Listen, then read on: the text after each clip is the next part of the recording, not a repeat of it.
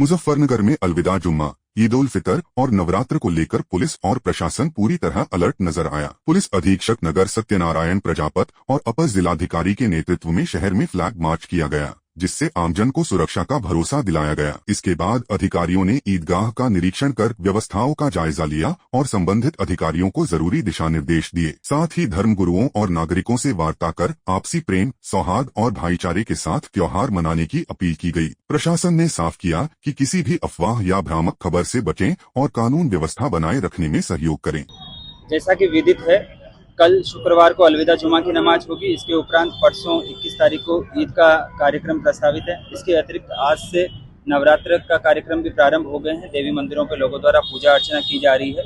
इसी के क्रम में आज मेरे द्वारा एडीएम प्रशासन महोदय और ईओ नगर पालिका तथा खालापार और कोतवाली नगर थाना पुलिस फोर्स द्वारा पैदल गश्त भी की गई है और जो शहर का मुख्य ईदगाह है, शामली स्टैंड ईदगाह, वहाँ का भ्रमण भी किया गया है। जो मुजफ्फरनगर पुलिस और प्रशासन द्वारा पूर्व में पीस कमेटी की मीटिंग्स की गई है। इसके अतिरिक्त जो धर्मगुरु हैं उनसे संवाद भी स्थापित किया गया है। आज भी धर्मगुरुओं से बातचीत की गई है। फ्लैग मार्च के दौरान भी पब्लिक के लोगों से बातचीत की गई है। मुजफ्फरनगर पुलिस और प्रशासन द्वारा इसमें जॉइंट ड्यूटी भी लग गई है। जो सेक्टर स्कीम है वो लागू कर दी गई है।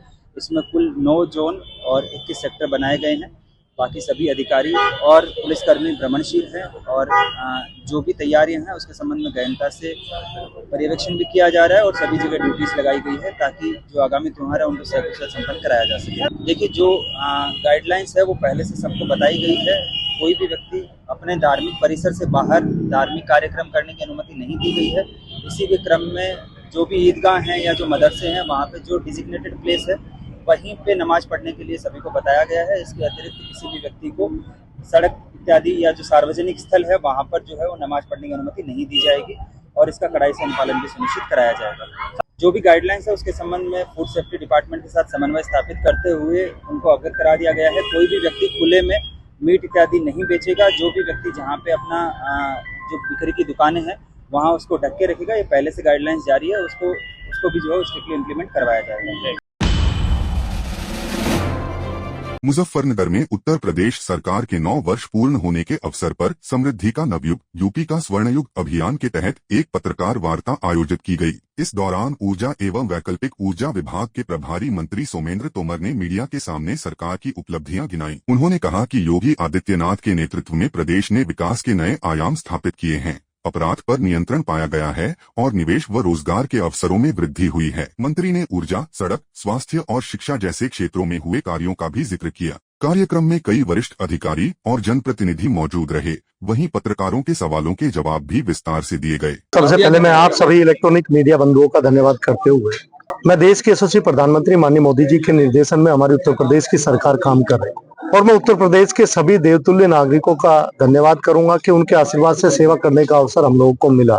2017 से उत्तर प्रदेश के यशस्वी मुख्यमंत्री पूज्य योगी आदित्यनाथ जी के नेतृत्व में उत्तर प्रदेश आगे बढ़ रहा है और जो जनादेश हमें 2017 में मिला वो जनादेश व्यवस्था परिवर्तन के लिए था और 2017 से बाद में, जहां 2017 से पहले एक बीमारू राज्य के रूप में उत्तर प्रदेश की पहचान होती थी, आज हम एक सरप्लस स्टेट के रूप में उत्तर प्रदेश आगे बढ़ रहा है। हम लोगों ने 9 साल में लगभग 9 लाख नौकरियां और आज उत्तर प्रदेश का जब बजट की हम लोग बात करते हैं तो देश का सबसे बड़ा बजट उत्तर प्रदेश के अंदर पेश होता है। आज हम सबसे ज्यादा 44 क्षेत्र ऐसे हैं देश के अंदर जिनमें यूपी नंबर 1 पर है।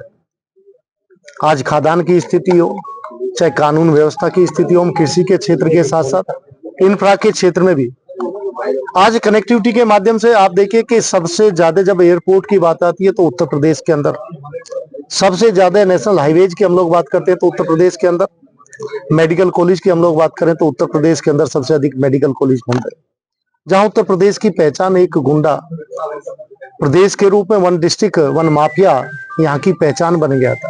लेकिन आज वन डिस्ट्रिक्ट वन प्रोडक्ट के माध्यम से हम राष्ट्रीय और अंतर्राष्ट्रीय स्तर पर उत्तर प्रदेश की पहचान बना। आज बदलता हुआ उत्तर प्रदेश आप देख सकते हैं।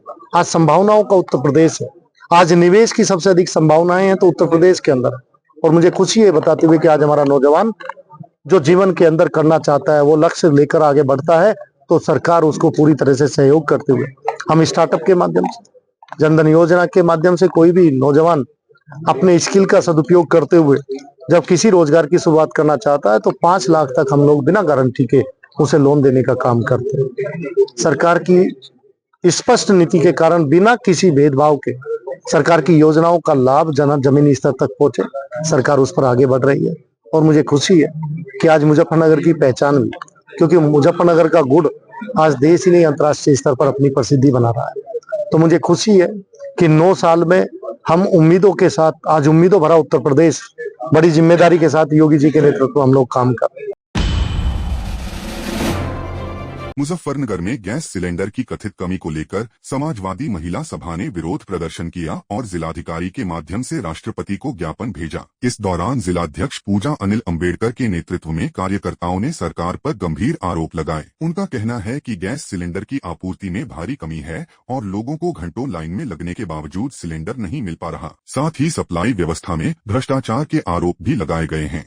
महिला सभा ने मांग की है कि बिना भ्रष्टाचार के गैस सिलेंडर की पर्याप्त उपलब्धता सुनिश्चित की जाए ताकि आम जनता को राहत मिल सके। कि हमारे जो कैबिनेट मंत्री जी हैं, वो अनिल कुमार जी, मैं उनसे ये कहना चाहती हूँ कि माननीय मंत्री जी, हम आपका बहुत सम्मान करते हैं और आप लोगों की जो समस्याएं हैं उनसे हटकर इधर उधर की बातें ना करें।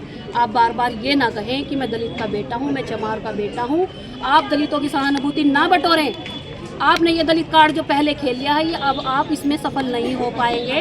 और आपने जो ये पंकज मलिक जी का पुतला फूकने का कार्य किया है, मैं इसकी घोर निंदा करती हूँ। और ये आपकी सभ्यता नहीं है कि आप ये पुतला फूके। नहीं, आप ये गलत कह रहे हैं भैया। ये शुरुआत माननीय मंत्री जी ने की थी। उन्हें समाजवादी पार्टी को गुंडा और लुटेरा बताया था।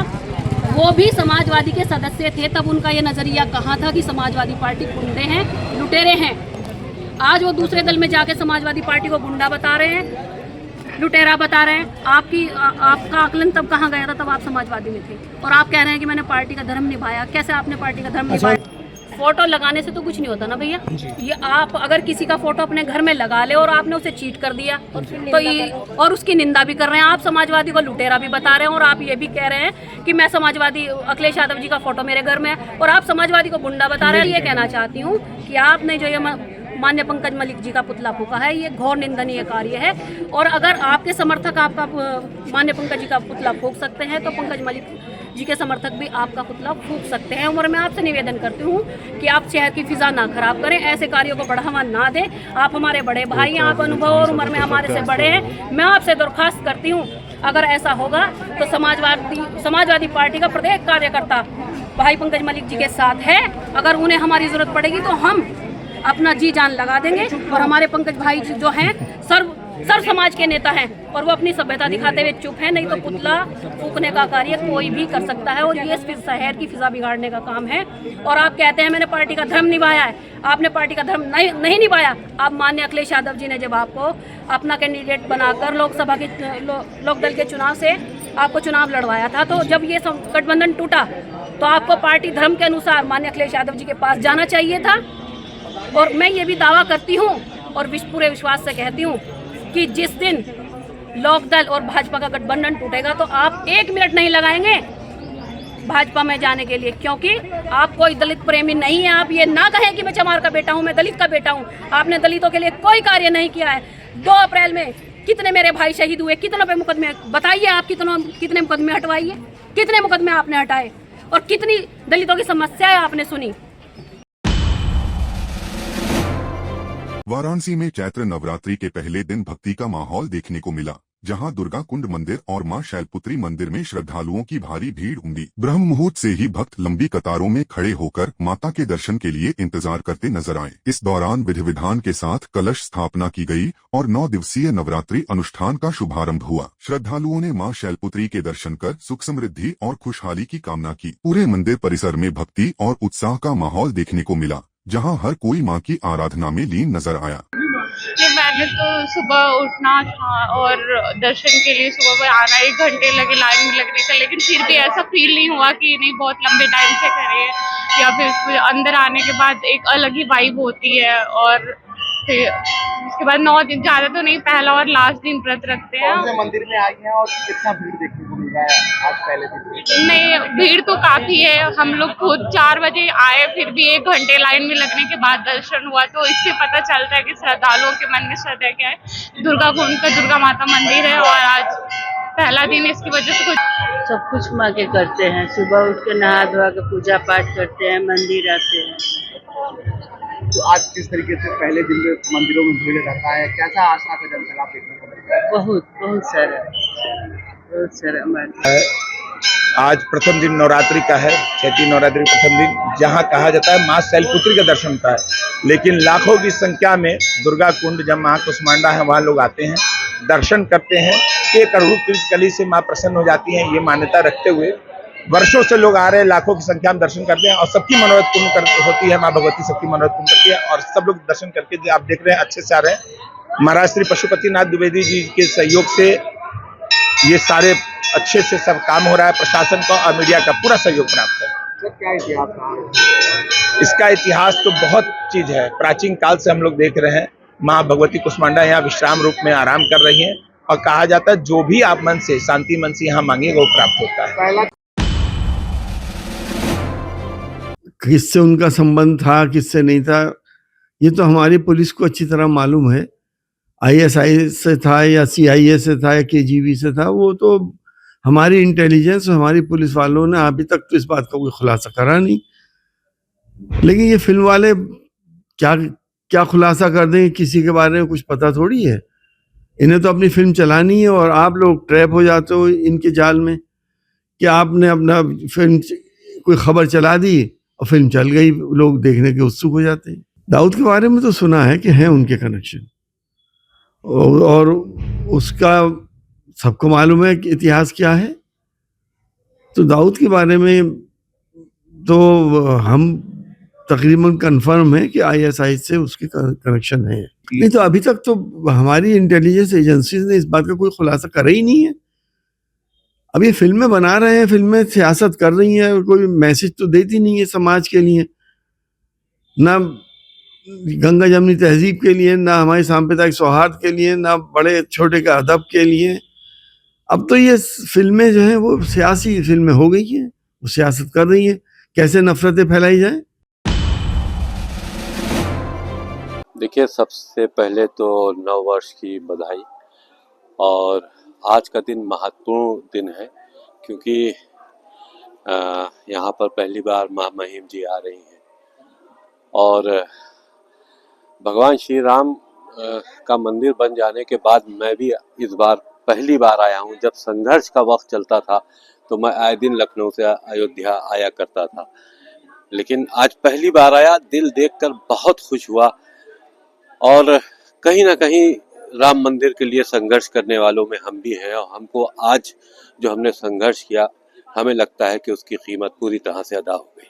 बहुत बहुत ही शुभ दिन है, बहुत अच्छा दिन है और सबको बधाई, पूरे भारत को बधाई, अयोध्या वासियों को बधाई, राम मंदिर के संघर्ष में जितने लोग शहीद हुए उनके परिवार वालों को बधाई, पूरे देश को बधाई।